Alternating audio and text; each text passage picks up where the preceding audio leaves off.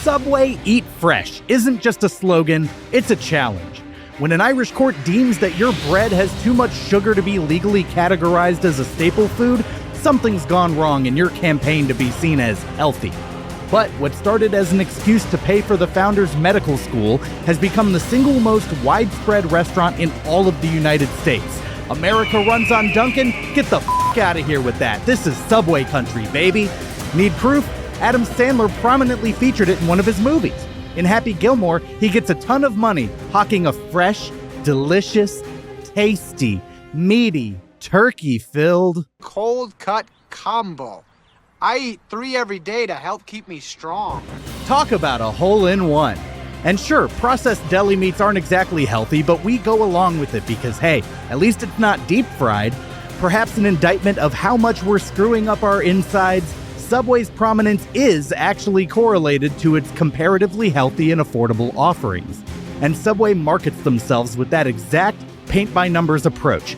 Literally, the company's freaking swimming in numbers. The 7 Under 6 campaign, the $5 footlong, the $6 footlong, the $6.99 footlong, and who could forget 15 years, 8 months with a 13-year minimum for good behavior.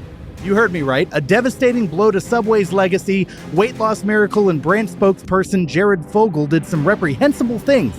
And while I really don't want to talk about them, he's forever linked to the restaurant and therefore a necessity when discussing their history. So, how exactly did Subway become the sandwich juggernaut we see today? Stay tuned because I'm going to go into it and so much more. This is the Fine Dining Podcast. Your table is ready, take a seat. The flavor of the day is mediocrity. Wouldn't you like to try a bite? Guarantee it'll be the perfect bite.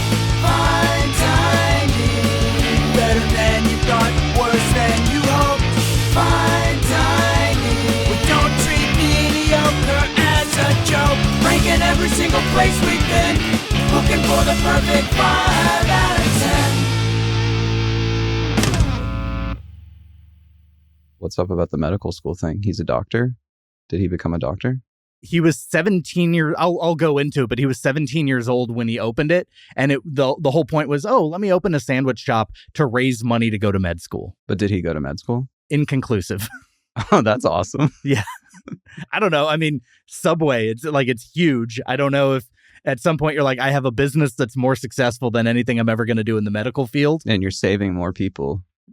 Not true.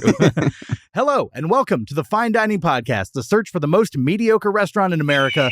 I'm your host, Michael Ornelas, and this is the show where I'm looking for the precisely in the middle dining experience, the perfect 5.00 out of 10, because only once you know what's directly in the center can you tell what's good or not good by comparison.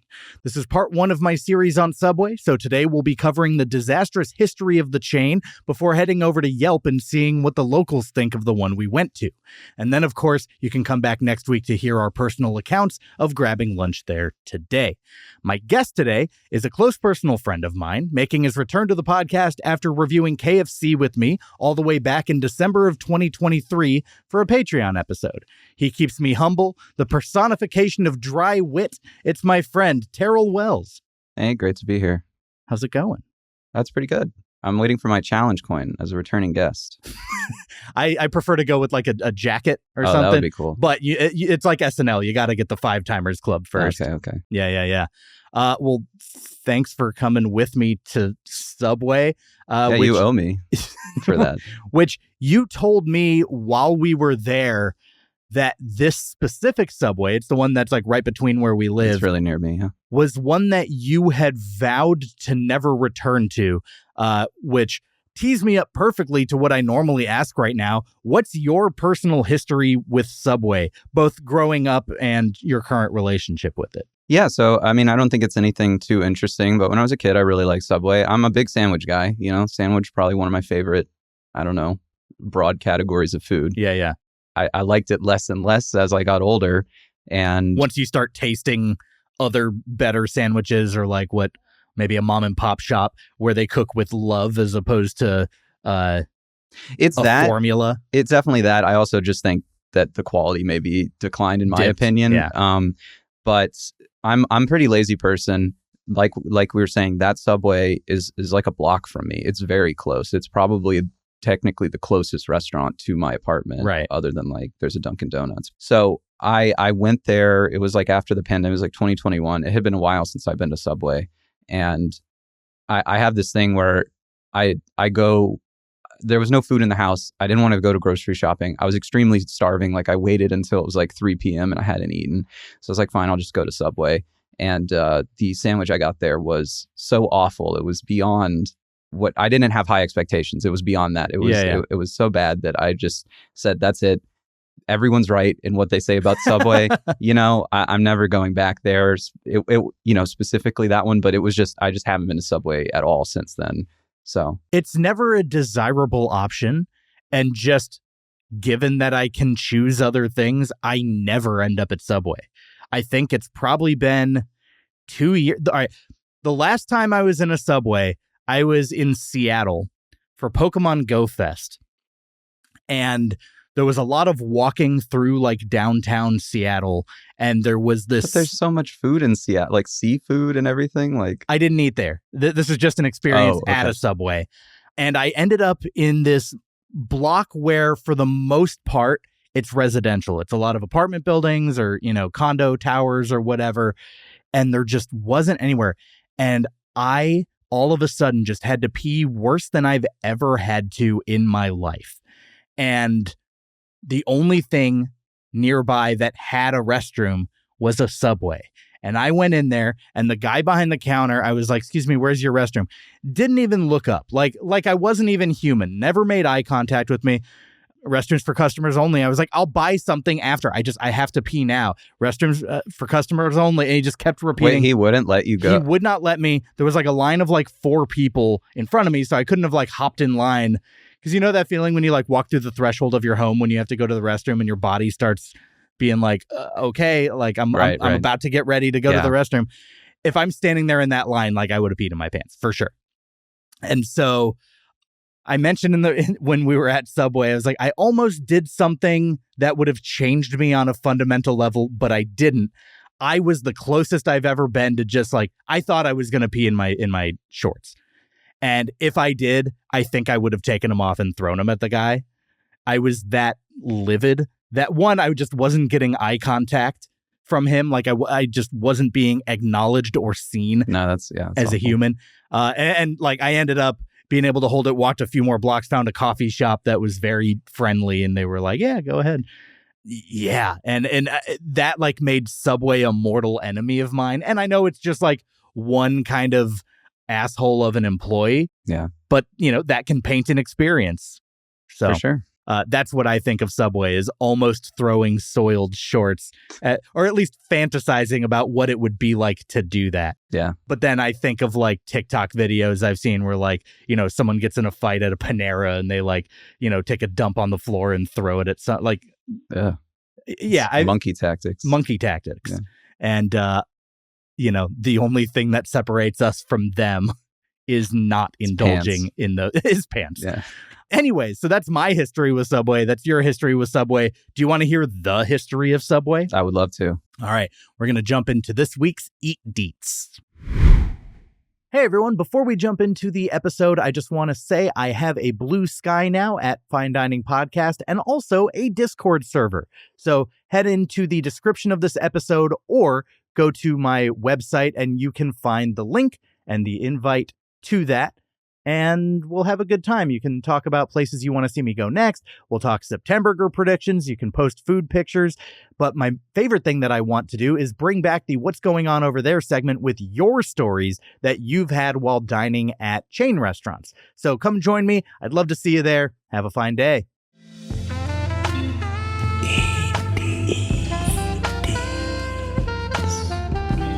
Eatery details.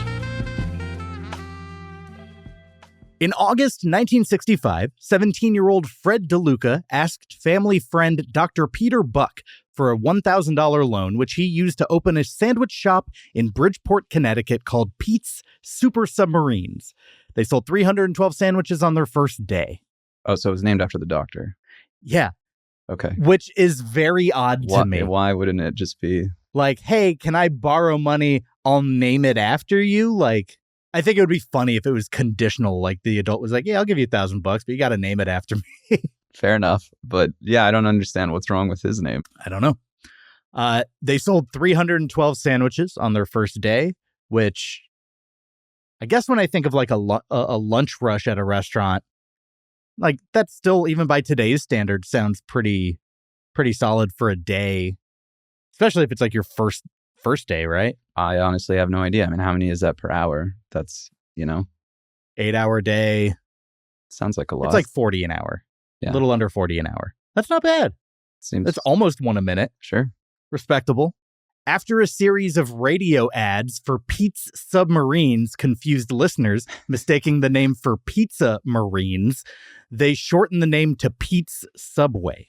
Okay. I would have been more, I thought they would be, it was some kind of like military weapons, like you buy submarines there. I don't know. Oh, yeah.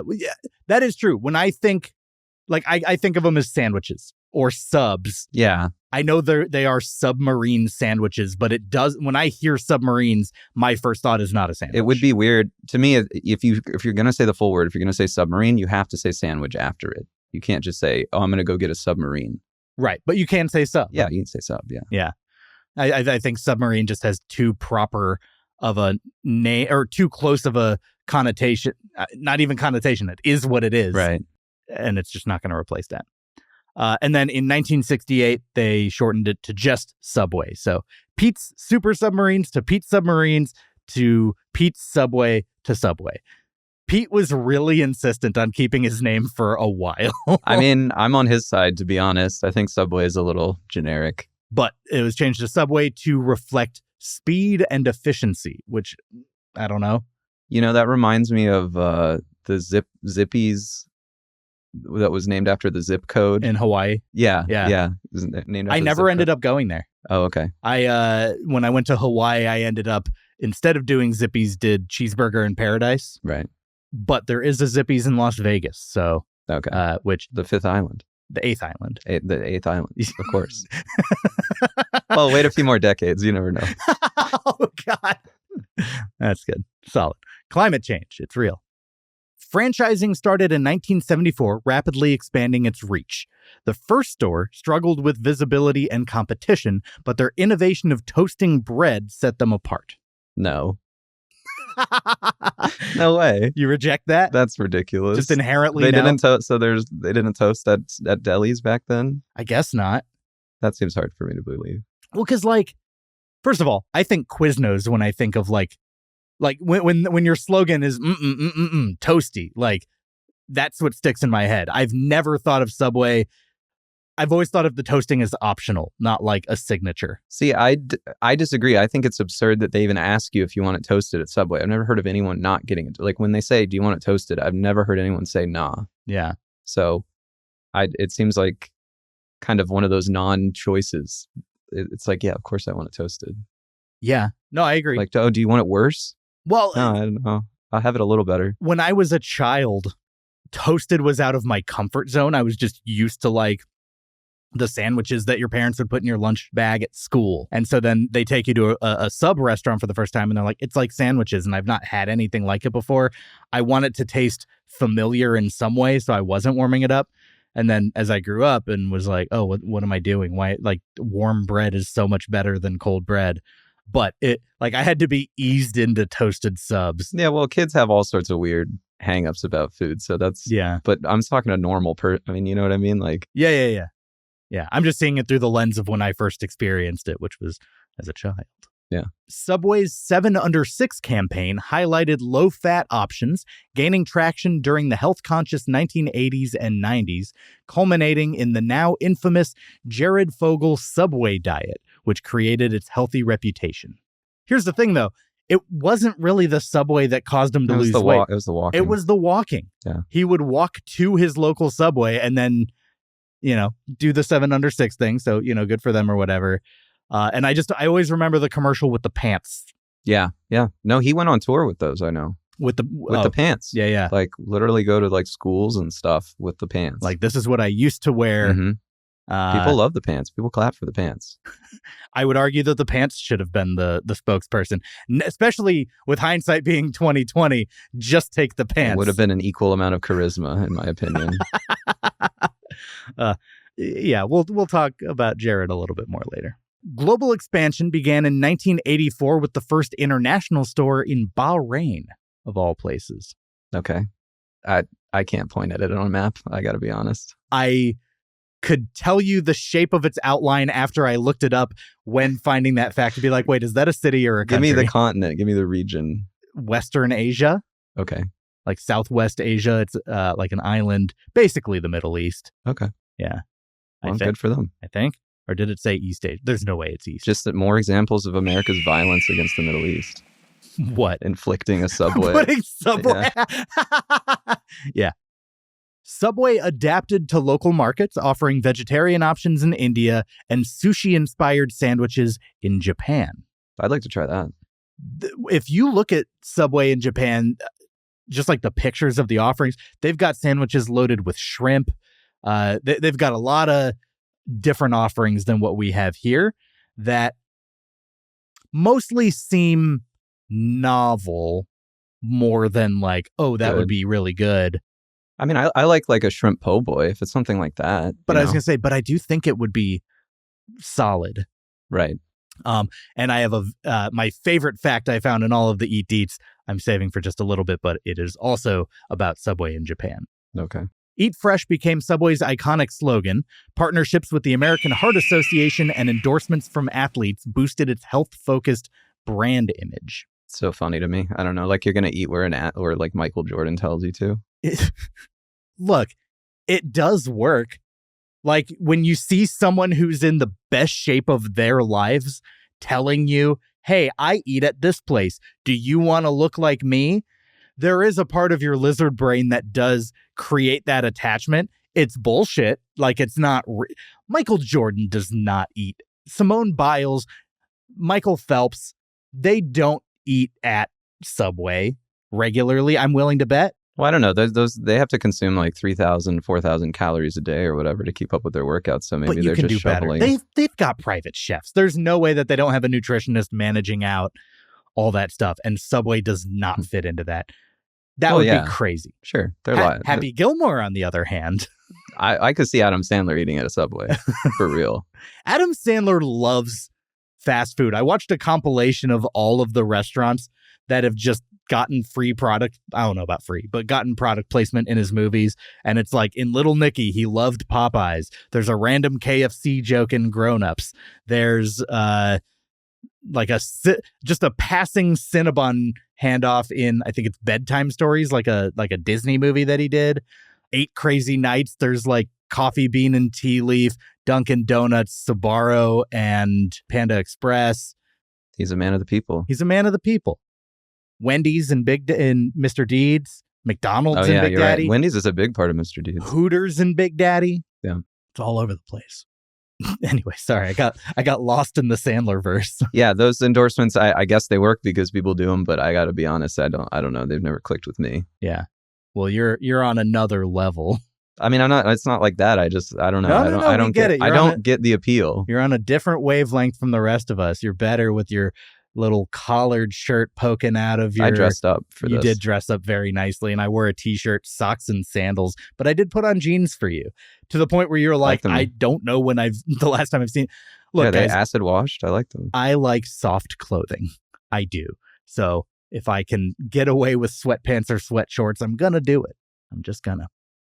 Sustainability efforts included cage-free eggs, reduced waste. What's the enforcement of that? To be like, oh, we're reducing our waste. Is that just telling employees like... That's just you can't use the bathroom. Customers only. And eco-friendly menu choices. Subway's Make It What You Want initiative highlighted local sourcing and plant-based options. That's great. I don't know. Yeah. I mean... Make It What You Want also feels like they're just stealing from Burger King. It does feel like Subway is a little more of a natural fit for like plant-based stuff than, say, Burger King. You know? When you hear an Impossible Burger at... Is Burger King the one that does the Impossible? Well, they started it, yeah. Or they were the first one, that I know of. It makes a little more sense, not just because of their eat fresh thing, but it's like, okay, there are a lot of sandwiches. You'd have tofu or something like that on it. It makes a little more sense to me than, but like if you're going to a Burger King, looking for a vegetarian vegan option, it's kind of seems. It's like you're at a place with burger in the name. Yeah, with Subway, because like vegetables are a natural thing that you'll put on a sandwich anyways. So to do a sandwich of just vegetables and maybe some seasonings and sauces, not crazy. Subway serves about 5,300 sandwiches every 60 seconds, roughly 320,000 sandwiches every hour, according to a 2014 Business Insider report. I believe it. I mean, the lady that gave us ours, she was moving pretty fast. She was pulling her weight. She was, but it took her like 6 minutes to make 3 sandwiches, so... I don't know. I'm on her side on this. Well, we'll talk about, she's got 2 hands, I think the process is inefficient. I'll talk about it next week. She was working hard for sure, but it definitely felt like there were steps in the chain that could have been merged, maybe. A 2012 study found that meals from Subway and McDonald's had similar calorie counts for young people, which I think means what young people are ordering specifically. People are going to a Subway and getting the more fast foody options instead of the healthier things. I thought that was an interesting note to put for young people. It is a little surprising because just when you think of it is how you imagine Subway. You do imagine it to be, well, it's not healthy per se, but you would think it's a little better than McDonald's. And honestly, hearing that fact kind of just gives people the green light to be like, well, screw it. I'm just going to go to McDonald's. Exactly, right? Yeah. Because Subway is where you go when you want to feel like you're making the healthy decision. And if that illusion is out the window...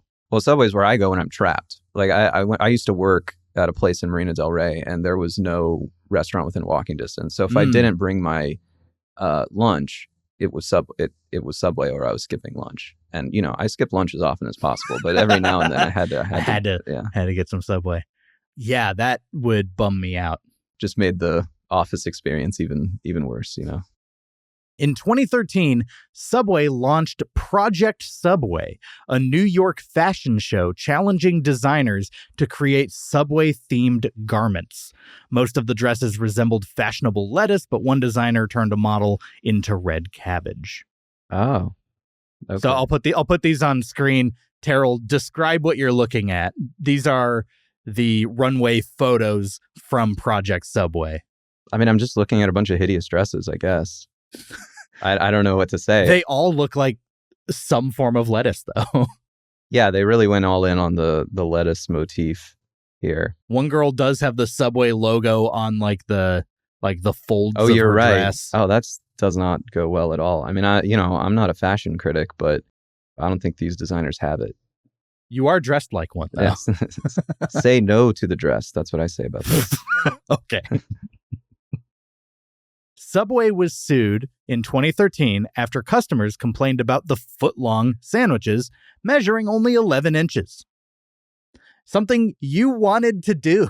Yeah, I meant to do it, but I forgot it because I scarfed down my sandwich so quickly. Yeah. In an effort to get it over with. But yeah, well, I agree. These people, these are the annoying people, right? These are the people that go and weigh the quarter pounder and stuff. And yeah. Oh God. What there was Texas Roadhouse. Texas Roadhouse. Yeah. The guy comes in and is auditing, the meat and stuff. And look, I don't want to hang out with these people. They're not going to be my friends. But in the vast, panoply of life, the different colors of people, different varieties of people, you need these people, these stickler kind to of hold accountable the powers that be. Big Sandwich cannot be allowed to make false claims. Yeah. It's not cool. And there's no way it was less than 11 inches. I'm sure it was close, just not a foot. It's done by machine, I assume. And so anyways, I'm in support of just bothering Subway. Yeah, I think that's not a bad position to take. Subway agreed to ensure its footlongs were 12 inches and paid $520,000 in legal fees. Really? Yeah. That's funny. Yeah. That's cost him $500,000 getting caught skimping on the footlongs. Yeah, but you think about it, you're saving 1/12 of a sandwich. you got to be making on the cumulative end. You got to Yeah. be making more than that's a slap on the wrist. They should be paying more. That's what I think. Yeah. They should have counted all of the footlongs sold up to that point. 8% of your profit for the last 20 years or whatever. Yeah. That should be redistributed to the customers. You've robbed them Yes. of an inch of sandwich. Yes. But which I would call a mercy. Well, to eat 1 inch less of Subway.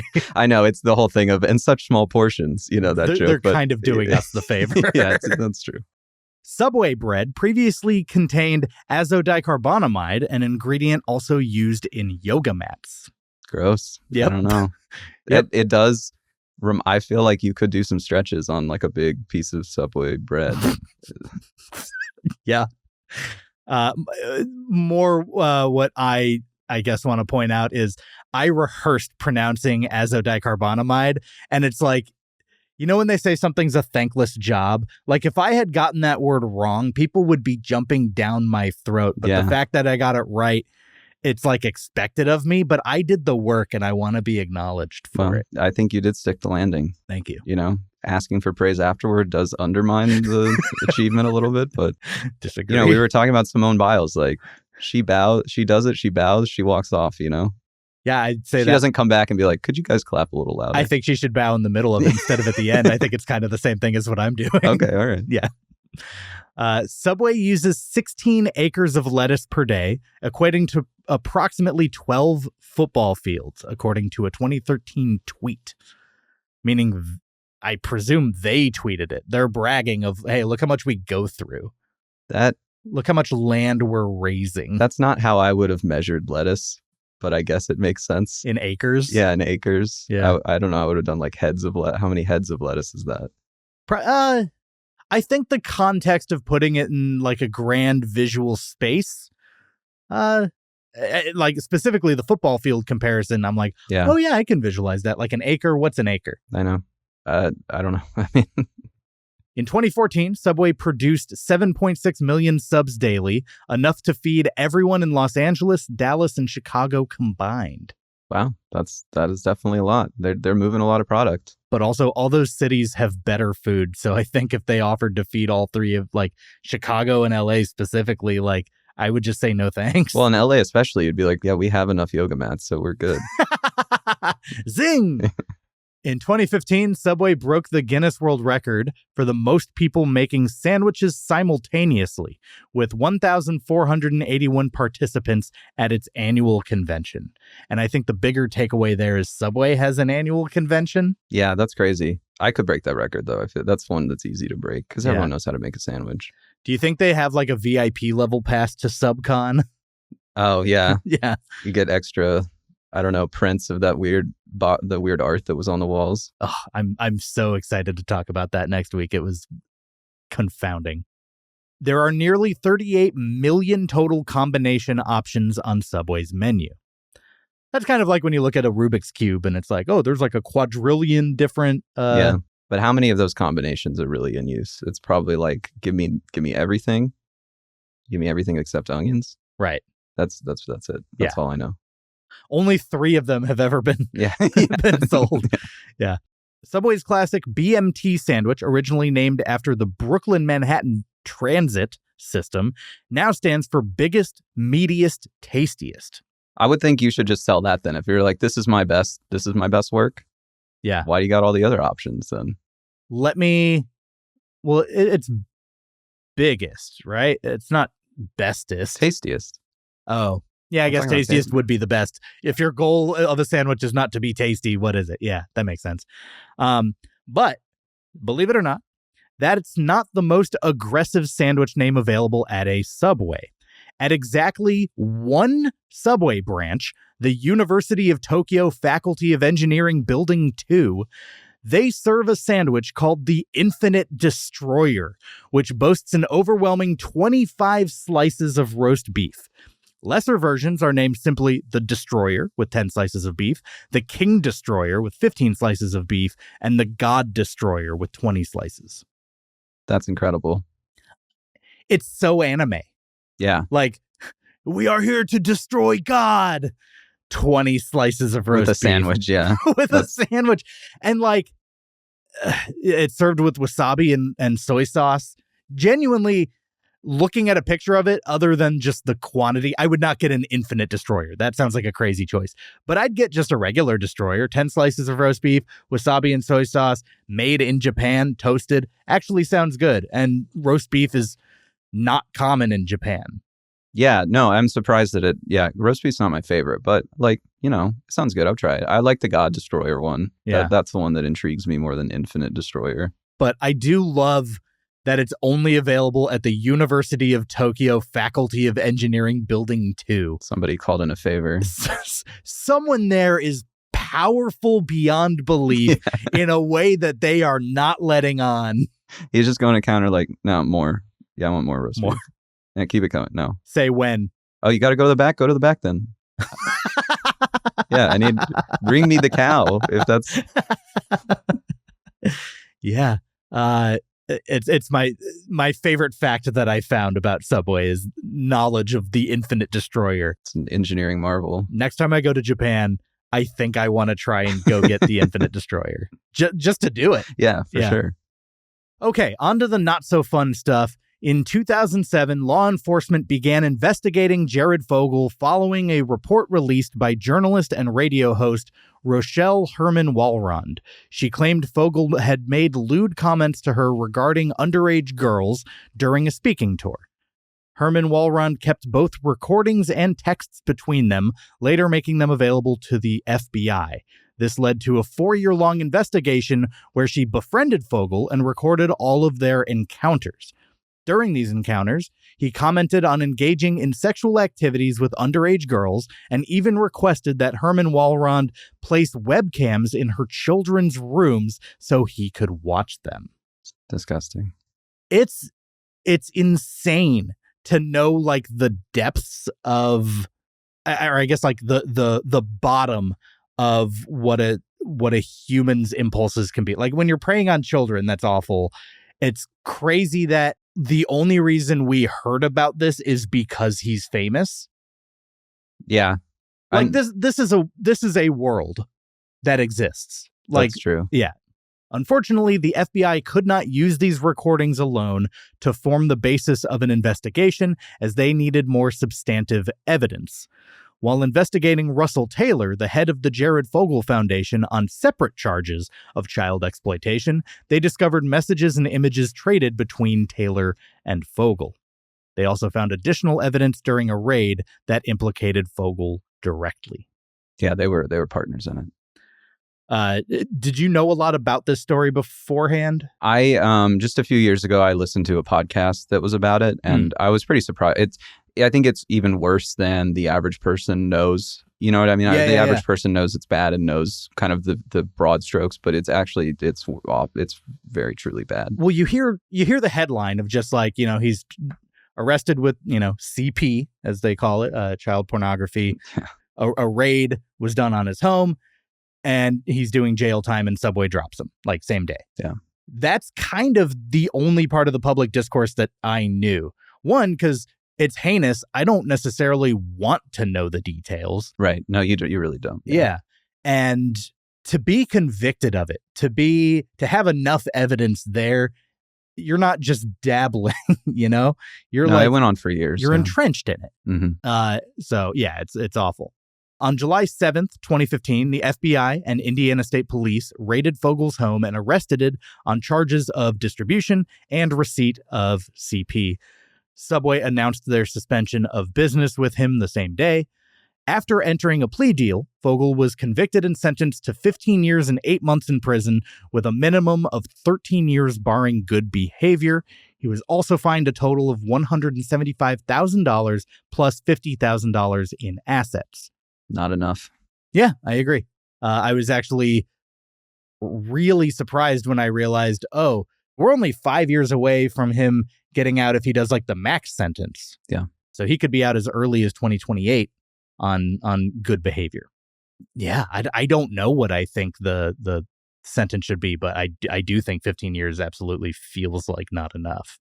Since his incarceration, he has been the subject of other lawsuits from parents of victims, as well as legal action against Subway for allegedly covering up his activities, though the second was dismissed. Do you think Subway had any knowledge?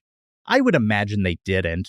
I don't want to speak out of turn, but I believe that there is some anecdotal evidence. Is there really? Yeah. Well, I mean, not that they knew the full extent of it, but yeah, I mean, he was going on a lot of trips to like Southeast Asia with his partner and stuff. And I believe that they could have pieced it together a little bit. One thing I learned from, when I was researching it is how much money he really was making Subway. Like the value of his endorsement, his story. Yeah, he really was Subway. I mean, like, yeah, him alone, because his job or his role, it seems kind of like silly or kind of like he got really lucky, which he undoubtedly did. But that his impact, the value of his marketing was actually pretty substantial, provably so. I mean, that would definitely incentivize them not dropping him on first knowledge. His conviction was upheld by an appeals court in 2016 after a weak-ass attempt to argue that his sentence improperly exceeded the recommended length under federal guidelines. Very on brand of him to insist that waiting 15 years is too long. Yeah. That's funny. And that'll do it for this week's Eat Deets. I need a palate cleanser.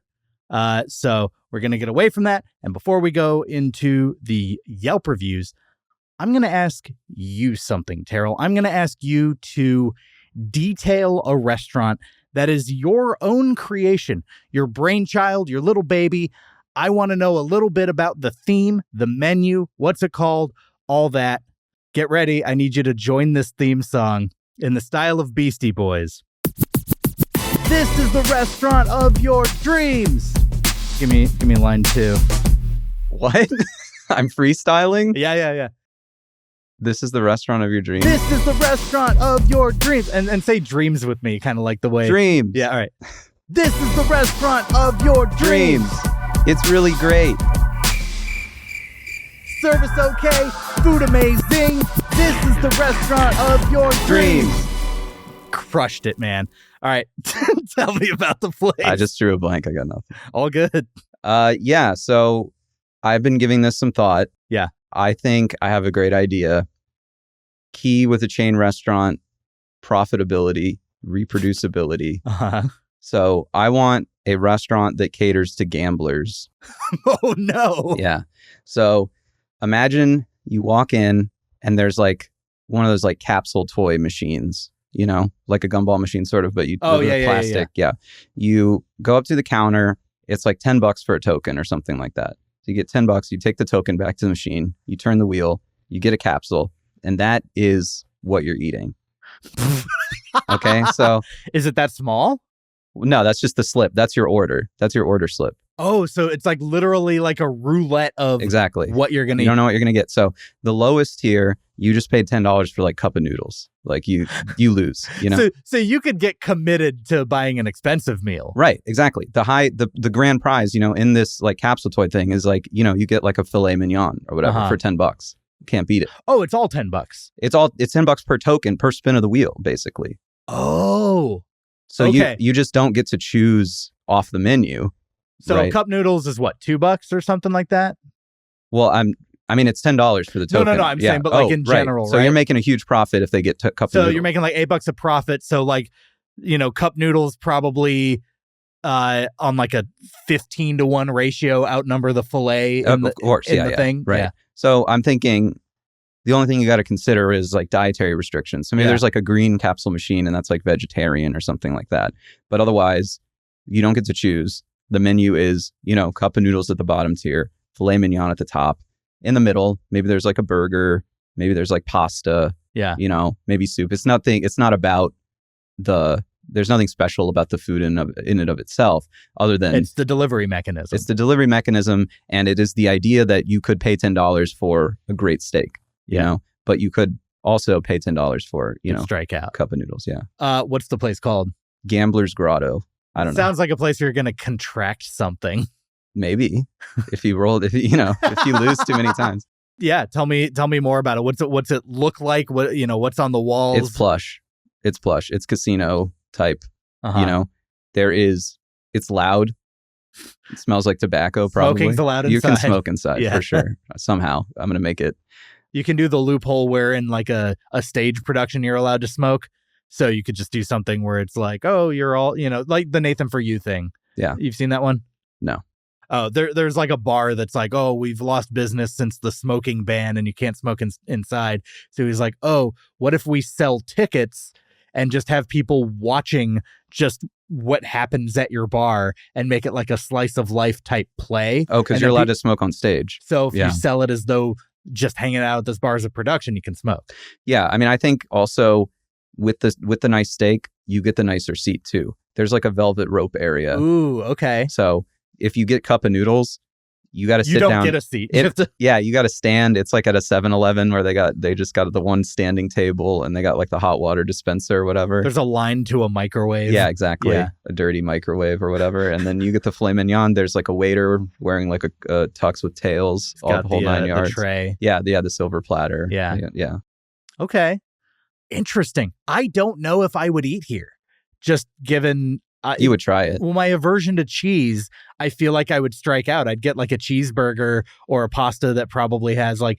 That's the main issue. I think we can't have too many different machines, Yeah. So I think there would be a vegetarian machine. And then if you get a cheeseburger, you can say, hold the cheese. Like you can say no, you can do substitutions, but you can't say, oh, I got a cheeseburger, but I'm gluten-free. I want something else. It's no, sorry, then roll again. I was thinking maybe you... So people are getting like 9 cups of noodles hoping for that filet. Exactly. I was thinking...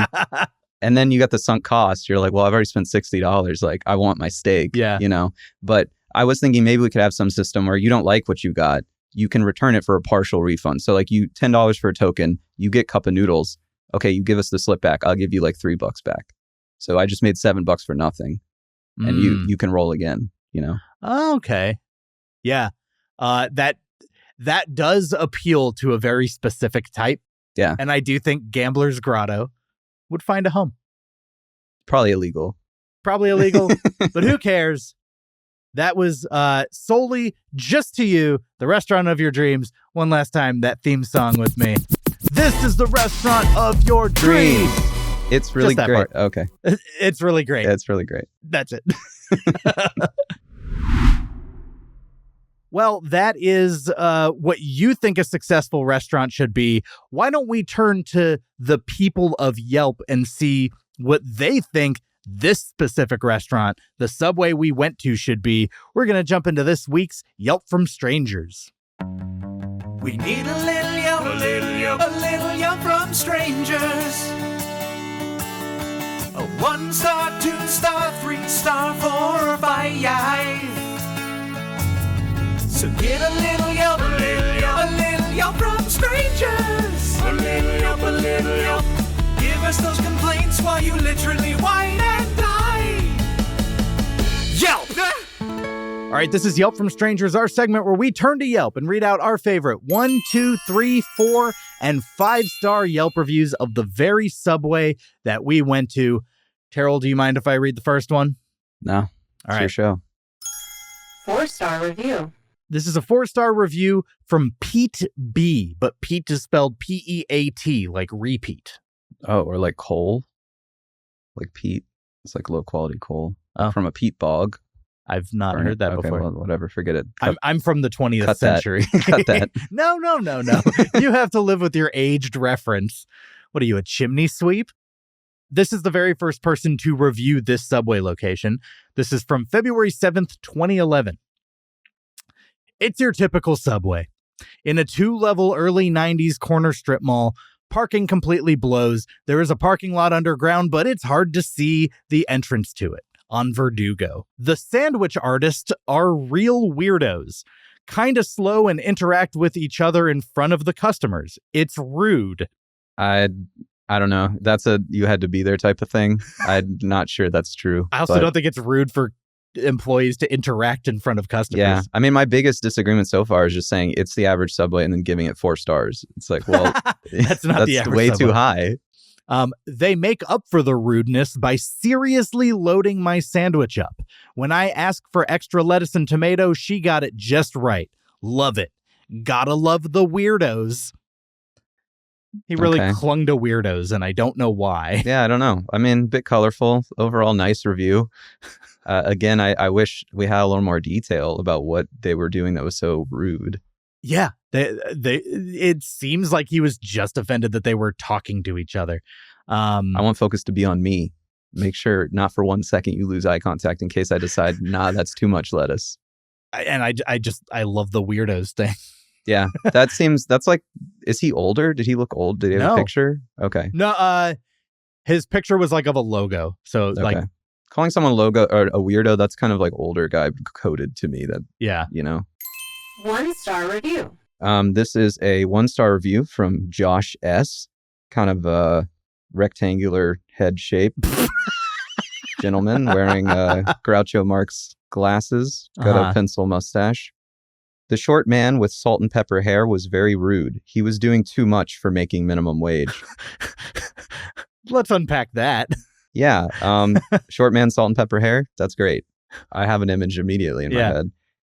He was doing too much for making minimum wage. Like, what is that? Like, come on, you're doing minimum wage. Stop trying so hard. Yeah, I can only think maybe he was rushing Josh S. Maybe he was like, okay, let's go. You know, I don't know what that means. He was doing too much for minimum wage. That to me, that would be a compliment, I guess. To me, it sounds like he was helping my order. He was cleaning. He was answering phones. Yeah. Come on, man. They don't pay you enough to do. Yeah, but you're giving it 1 star. Like if you saw a guy who's working hard, that shouldn't be docking. You shouldn't be docking the restaurant stars for that. But again, this is a Subway. Sure. So what's it starting at? Now this is way better. He tried to call the police because he made a mistake on my order. Now, if that isn't a one-sided story. He's omitting some details. Yeah. Because this the way it's phrased, it sounds like he's calling the police on himself. Like I have to turn myself in. Arrest me, copper, because I've made a mistake. Officer, I put it in the toaster and he didn't want it toasted, this psychopath. Yeah, so I imagine, Josh S. said no jalapenos. Guy puts on jalapenos. Josh S. is like, take them off. And then the guy had an attitude about it and threatened to kick him out of the store or something. That's totally my mind story. And then he had an attitude back. And then the guy's like, do you want me to call the police? Yeah. That's my only guess. Final sentence of this review, may he find peace. That's passive aggressive. I love that review, though. No, that's a great review. Like 3 sentences.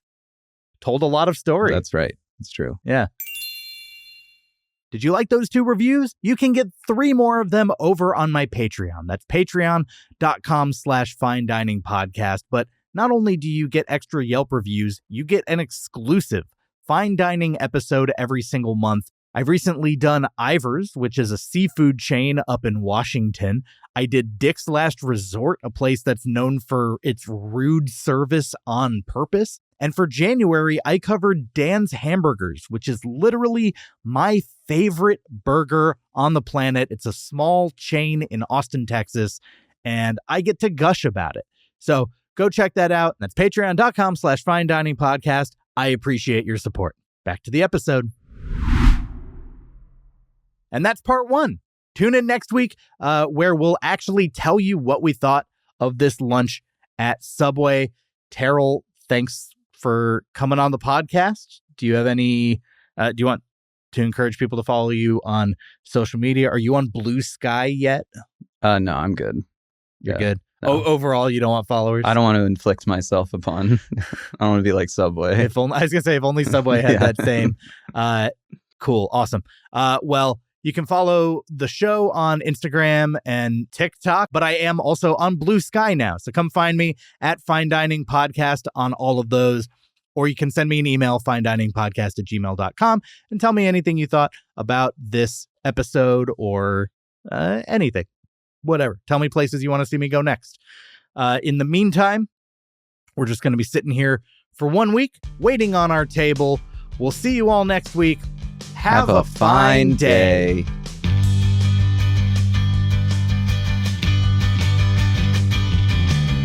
Waiting on our table, the step is done and we had some fun. Now we're waiting on our table.